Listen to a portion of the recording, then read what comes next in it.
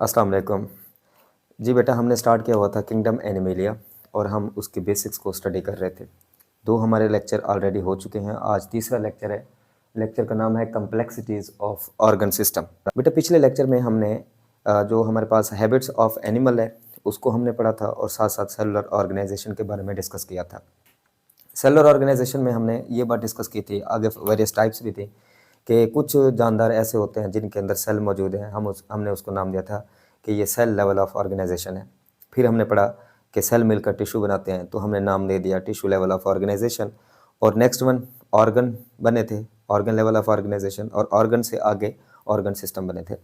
तो इसका मतलब ये हुआ कि हमने ये डिस्कस किया था कि हमारे पास जो प्लेटीहेल्मिन्थेस है, प्लेटीहेल्मिन्थेस, इनके अंदर हमने बेटा डिस्कस किया था कि ऑर्गन लेवल ऑफ ऑर्गेनाइजेशन मौजूद है, इनके अंदर ऑर्गन्स मौजूद थे। और प्लेटीहेल्मिन्थेस से आगे निमाटोडा, और निमाटोडा से ऑनवर्ड जो हमारे पास कॉर्डेट्स हैं, उनके अंदर हमने देखा था कि इनके अंदर ऑर्गन सिस्टम मौजूद है, ऑर्गन सिस्टम। अब ये जो ऑर्गन सिस्टम बन चुका है, ये आगे आने वाले तमाम जो हमारे इनवर्टिब्रेट्स हैं और साथ साथ जो वर्टिब्रेट्स हैं, सब के अंदर हमें ये देखने को मिलता है कि जी ऑर्गन सिस्टम मौजूद है। लेकिन अगर हम ज़रा गौर करें तो ये निमाटोडा और इससे आगे जो आने वाले इनवर्टिब्रेट्स हैं, इनमें शुरू के तो हम कह सकते हैं कि सिंपल किस्म के हमारे पास इनवर्टिब्रेट्स हैं, और जैसे जैसे आगे चलते जाते हैं, वर्टिब्रेट्स के करीब होते जाते हैं ना, तो ये इनवर्टिब्रेट भी कम्प्लेक्स बन जाते हैं, कि यानी कि हम उन्हें सादा लफ्ज़ों में कह सकते हैं कम्प्लेक्स इनवर्टिब्रेट्स हैं। फिर हम वर्टिब्रेट्स की तरफ चलते जाते हैं, तो सब के अंदर ऑर्गन सिस्टम है। यहाँ पर सवाल ये पैदा होता है, क्या ऑर्गन सिस्टम सबका सेम होगा? क्या उसकी फंक्शनैलिटी सेम होगी? तो उसका आंसर है नो बेटा। तो इनवर्टिब्रेट्स के अंदर ऑर्गन सिस्टम कुछ और तरह से हम यहाँ पर जो है वर्क कर रहा होगा, फंक्शन कर रहा होगा, और वर्टिब्रेट्स के अंदर इसका अलग जो है पैटर्न होगा, कम्प्लेक्सिटी होगी। यानी ऐसा निज़ाम जो इनवर्टिब्रेट्स के अंदर हम देखेंगे, एज सच हमें वो वर्टिब्रेट्स के अंदर नज़र नहीं आएगा। कम्प्लेक्सिटी उसमें देखने को मिलेगी, यानी उसके अंदर स्ट्रक्चर्स और इन्वॉल्व हो जाएंगे, उसके अंदर उसकी फंक्शनैलिटी में थोड़ा बहुत डिफरेंस ज़रूर आएगा। तो यही आज का हमारा लेक्चर है, complexities of various organ system.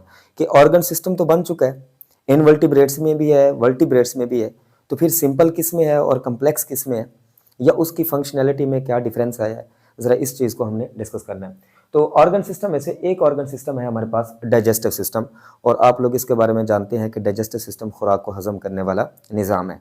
अब इसकी फर्दर आगे हमने 2 टाइप्स जो हैं वो डिस्कस करनी है। Incomplete digestive system. Incomplete digestive system किसे कहते हैं बेटा? कि डाइजेस्टिव सिस्टम है सिंगल ओपनिंग, एक ऐसा डाइजेस्टिव सिस्टम जिसमें सिर्फ एक ओपनिंग हो।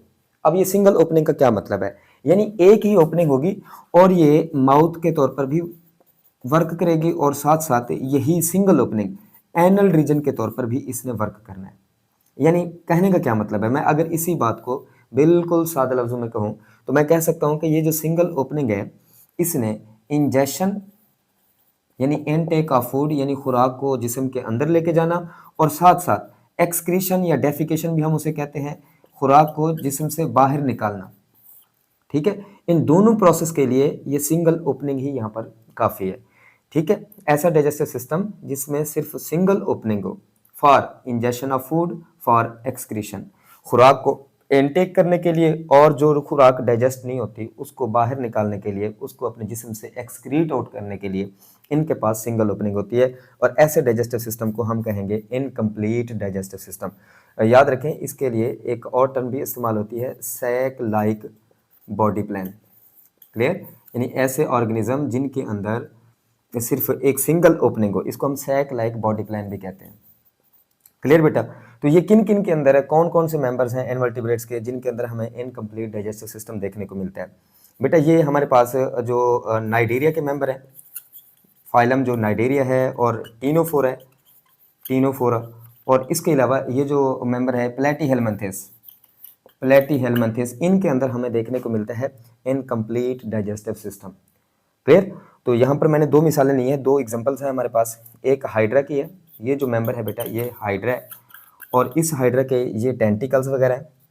अब अगर आप गौर करें ना बेटा, तो आपको यहाँ पर एक सिंगल ओपनिंग ये वाली नज़र आ रही होगी। यही सिंगल ओपनिंग है जिसके ज़रिए हाइड्रा क्या करेगा, फूड को इनटेक करेगा, यानी कि ये टर्म जैसे मैंने लिखी है, इंजेशन ऑफ फूड करेगा। क्लियर? और जैसे ही खुराक का कोई टुकड़ा यहाँ पर आया तो इसकी डाइजेशन होगी, डाइजेशन होने के बाद एब्जॉर्प्शन होगी, खुराक को डाइजेस्ट करने के बाद ये अपनी बॉडी में लेकर जाएगा, और जो वेस्ट मटेरियल, जो खुराक का हिस्सा डाइजेस्ट नहीं होता, हजम नहीं होता, ये फिर क्या करेगा, उसको एक्सक्रीट आउट करेगा, अपने जिस्म से बाहर निकालेगा। यहाँ आप नोट करें कि सिंगल ओपनिंग ही है जो खुराक को इंजेस्ट भी करा रही है और उसी के जरिए खुराक को बाहर निकाला भी जा रहा है। तो ऐसे डाइजेस्टिव सिस्टम को हम कहते हैं सैक लाइक डाइजेस्टिव सिस्टम, या उसका दूसरा नाम है इनकम्प्लीट डाइजेस्टिव सिस्टम। क्लियर है बेटा? तो उसके बाद नेक्स्ट वन है हमारे पास complete digestive system. Complete digestive system किसे कहते हैं? Digestive system have 2 openings. एक ऐसा डाइजेस्टिव सिस्टम जिसमें 2 ओपनिंग मौजूद हों, वो हमारा कंप्लीट डाइजेस्टिव सिस्टम भी कहलाता है। इसके लिए एक और टर्म इस्तेमाल होती है, tube with in a tube, with in tube like digestive system. Clear? या हम उसे बॉडी प्लान भी कहते हैं। अगर आप गौर करें तो यहाँ पर मैंने 3 एग्जाम्पल्स ली हुई है बेटा। फाइलम निमाटोडा की जो एग्जाम्पल, फेमस एग्जाम्पल है एस्कैरिस लम्ब्रिकॉइड्स, ये हमारे पास एस्कैरिस लम्ब्रिकॉइड्स है और इसकी बॉडी भी ट्यूब लाइक होती है। अब इसके अंदर मैंने ये रेड कलर की जो ट्यूब बनाई है, ये इसका डाइजेस्टिव सिस्टम है। अब अगर इस डाइजेस्टिव सिस्टम पर गौर करें तो इसके पास 2 ओपनिंग्स हैं, एक ये है और एक ये। एक ओपनिंग जो है एज अ एनल रीजन काम कर रही है और एक ओपनिंग जो है बेटा वो माउथ के तौर पर वर्क कर रही है। क्लियर? तो ऐसा डाइजेस्टिव सिस्टम जिसमें 2 ओपनिंग हो, एक ओपनिंग माउथ के तौर पर वर्क करे और दूसरी ओपनिंग एनल के तौर पर। यहाँ पर सिंगल ओपनिंग थी जो कि इंजेशन यानी एज अ माउथ भी काम कर रही थी और फॉर एक्सक्रीशन यानी एनल रीजन के तौर पर भी वो काम कर रही थी। लेकिन यहाँ पर बेटा ये रिवर्स प्रोसेस है, इधर 2 ओपनिंग होगी, एक ओपनिंग माउथ के तौर पर काम करेगी और दूसरी एनल रीजन के तौर पर। एक ओपनिंग से ये इंजेक्शन ऑफ फूड, खुराक को इनटेक करेंगे, और दूसरी ओपनिंग से जो फूड डाइजेस्ट नहीं होती उसको ये एक्सक्रीट आउट करते हैं। ऐसा डाइजेस्टिव सिस्टम कहलाता है कंप्लीट डाइजेस्टिव सिस्टम या tube with in a tube body plan. यानी ऐसे ऑर्गेनिज्म को कहते हैं tube with in a tube body plan है, इनके अंदर अरेंजमेंट है। कैसे? अगर आप गौर करें ना तो ये हमारे पास एस्कैरिस लम्ब्रिकॉइड, इसकी बॉडी भी ट्यूब की तरह की है और इसके अंदर जो डाइजेस्टिव सिस्टम की ये जो नाली है ना, इसको एलिमेंट्री कैनाल कहते हैं, ये भी ट्यूब की तरह की है। तो इसलिए हम कहते हैं tube with in a tube body plan भी कहते हैं। उसके बाद ये तो फर्स्ट एग्जांपल थी निमाटोडा की, यानी हम यहाँ साथ साथ लिखते जाते हैं कि निमाटोडा के अंदर भी हमें देखने को मिलेगा tube with in a tube like digestive system. और इसके अलावा ये यहाँ पर एग्जांपल है बेटा हमारे पास एनिलिडा की, जिनको हम सेगमेंटेड वर्म भी कहते हैं। तो मैंने यहाँ पर जो है अर्थवर्म को लिया हुआ है, तो आपको पता है इसकी बॉडी सेगमेंट्स की बनी हुई है, इसलिए हमने इसके पार्ट्स बनाए हुए हैं। क्लियर? तो इसका डाइजेस्टिव सिस्टम भी बिल्कुल ऐसे ही होता है, ट्यूब लाइक होता है। क्लियर? और इसके पास भी क्या होता है, एक सिंगल ओपनिंग है जो कि माउथ के तौर पर काम करती है और दूसरे जो है वो एनल रीजन के तौर पर काम करती है। इसकी बॉडी भी बिल्कुल ट्यूब लाइक होती है और इसका डाइजेस्टिव सिस्टम ऐसा लगता है कि पूरी बॉडी के अंदर ये ट्यूब फैली हुई है। क्लियर? तो ऐसे डाइजेस्टिव सिस्टम को हम क्या कहेंगे? कंप्लीट डाइजेस्टिव सिस्टम करेंगे। और इसके अलावा मैंने कॉर्डेट्स की एग्जांपल में ह्यूमंस की एग्जांपल ली हुई है, तो कॉर्डेट्स के अंदर भी हमें कंप्लीट डाइजेस्टिव सिस्टम देखने को मिलता है। तो इनके अंदर भी ये ईसोफेगस है बेटा, ईसोफेगस के बाद ये नेक्स्ट वन हमारे पास ये स्टोमिक है और स्टोमिक के बाद ये large intestine and small intestine, ये सारे पार्ट्स मौजूद होते हैं। तो इंसान की बॉडी भी जस्ट लाइक हम कह सकते हैं सिंपल लैंग्वेज में कि ये भी एक ट्यूब की तरह की है और इसके अंदर भी डाइजेस्टिव सिस्टम जो है वो ट्यूब लाइक है।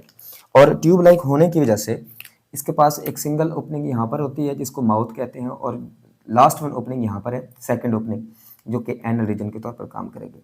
अब इतनी एग्जांपल से तो ये बात क्लियर हो जानी चाहिए आपको कि digestive system, complete digestive system किसे कहते हैं, जिसके पास 2 ओपनिंग्स मौजूद होती हैं। ये फर्स्ट वन हमारे पास ऑर्गन सिस्टम था। तो आपने देखा इस ये जो ऑर्गन सिस्टम है डाइजेस्टिव सिस्टम, ये भी फर्दर 2 तरह का है। शुरू के जो हमारे इनवर्टिब्रेट्स हैं, खासतौर पे जो हमारे पास नाइडेरिया आएगा, टीनोफोरा आएगा या प्लेटीहेल्मिन्थेस के जो मेंबर है, उनके अंदर हमें इनकम्प्लीट डाइजेस्टिव सिस्टम देखने को मिलता है। अब कम्प्लेक्सिटीज बढ़ गई हैं, यानी आप जैसे जैसे आगे चलते जाएंगे, निमाटोडा, एनिलिडा हो गया, आर्थ्रोपोडा हो गया और इससे ऑनवर्ड आप कॉर्डेट की तरफ चलते जाएंगे तो वहां पर डाइजेस्टिव सिस्टम मोर कम्प्लेक्स होता जाएगा।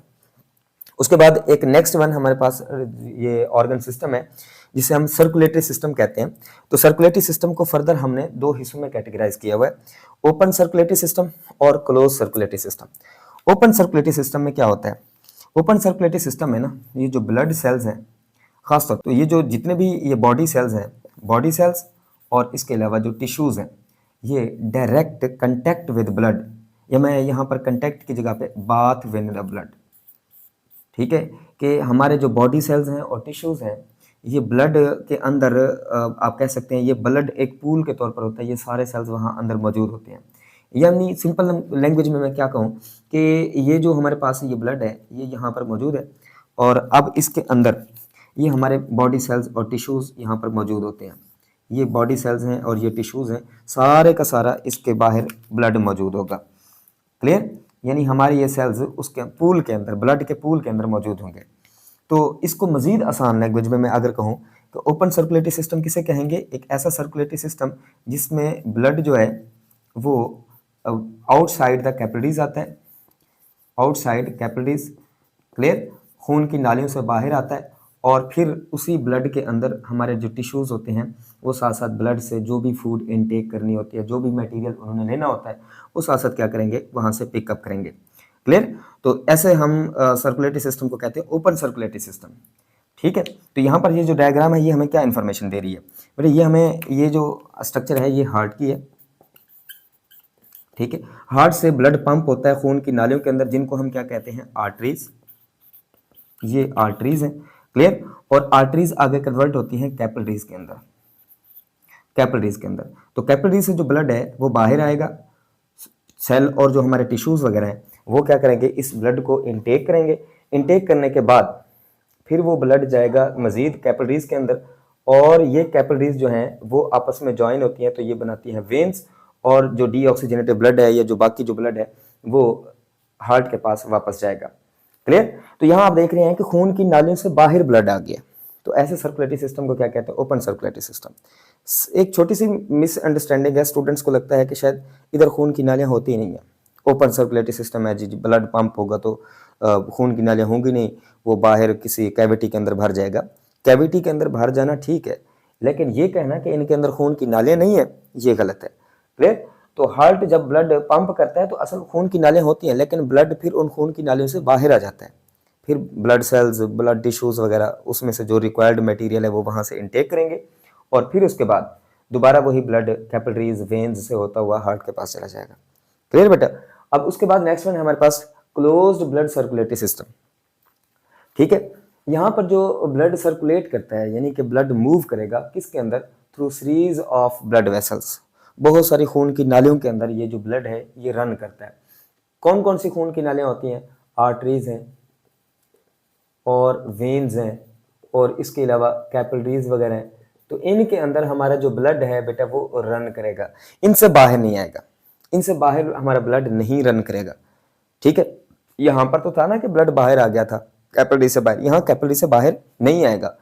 ठीक है, तो ये हमारे पास हार्ट है, हार्ट के अंदर ब्लड को पंप किया जाता है आर्टरीज के पास, मैं यहाँ पर इसको सिर्फ ए से रिप्रेजेंट कर रहा हूँ, और फिर आर्टरीज जब इनका डायमीटर कम होगा तो कैपिलरीज, और कैपिलरीज से आगे वेन्स, और वेन से ब्लड दोबारा हार्ट के पास जाएगा।